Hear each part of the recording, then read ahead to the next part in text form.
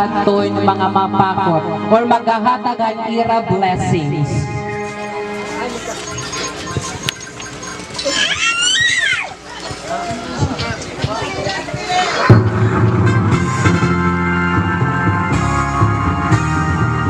Sige, di nalaanay ka mo, kay damo pa itong magkakaulpot.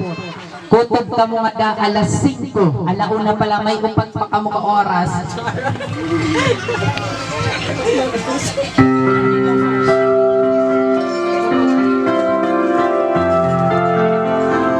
Okay, atong ibang bisita nga tigang pa Cebu na stranded nga na, di dahil nga may tulay. Oo, may nakita ginuhulat nga mga bisita nga tika nga Cebu City.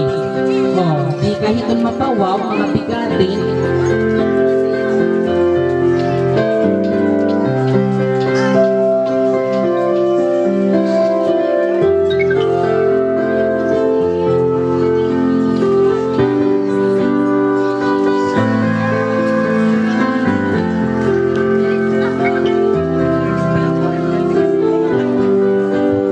Nga nananawagan ako kan Shelo Maninggo na akong classmate na ikanta man imo music para imo intermission number para mapawaw liwang tirahanin.